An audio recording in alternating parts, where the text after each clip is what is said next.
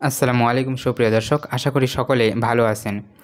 ইতিমধ্যে আপনারা সামাজিক যোগাযোগ মাধ্যম হয়তো এই ভিডিওটি দেখেছেন, যেখানে দেখা যাচ্ছিল এক পুলিশ সদস্য তার পা হারিয়েছে। মূলত এটি একটি মোটরসাইকেল সেই চেকপোস্টে থামাতে গিয়ে এই ঘটনাটির সম্মুখীন হয়েছে। চলুন তাহলে আজকে আমরা বিস্তারিত দেখে আসি কিভাবে সেই ঘটনাটি ঘটে। ভিডিওতে দেখা যাচ্ছিল যে এক পুলিশ সদস্য চেকপোস্টে বসে তারা চেক করতেছিল বিভিন্ন গাড়ি। ঠিক ওই সময় একটি মালবাহী ট্রাক তাদের সামনে দিয়ে ধীরে ধীরে যাচ্ছিল এবং ওপর পাশ দিয়ে একটি মোটরসাইকেল যায়। তখনই একটি পুলিশ সদস্য ওই মোটরসাইকেলটিকে থামানোর চেষ্টা করে এবং ওই মোটরসাইকেলটি থামানোর চেষ্টা করলেও তার গতি অত্যাধিক বেশি থাকায় সে পুলিশকে টক্কর দিয়ে বের হয়ে চলে যায়। ঠিক তখনই অন্য এক পুলিশ সদস্য সিএনজির কাগজপত্র চেক করতে থাকে। ঠিক তখনই পিছন দিক দিয়ে আরেকটি মোটরসাইকেল আসে। যখন আরেকটি মোটরসাইকেল আসে তখন ওই মোটরসাইকেলটি পুলিশ সদস্যর সেই চেকপোস্ট করা দেখে সুযোগ বুঝে সেও পালাতে চেষ্টা করে। সেও যখন ওই সুযোগে পালাতে চেষ্টা করে তখন পিছন থেকে আরেকটি পুলিশ সদস্য এসে তাকে আটকানোর জন্য, পিছনে তারা মোটরসাইকেলে দুজন ব্যক্তি ছিল, একজন ড্রাইভার এবং আরেকজন ছিল পিছনে বসা।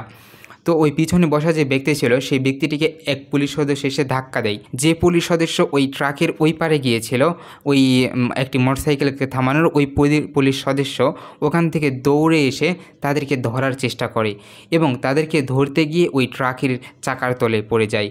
ঠিক ওই সময় ট্রাকের ড্রাইভারও হয়তো বুঝতে পারছিল না ট্রাকটি সামনে নিবে নাকি পিছনে নিবে।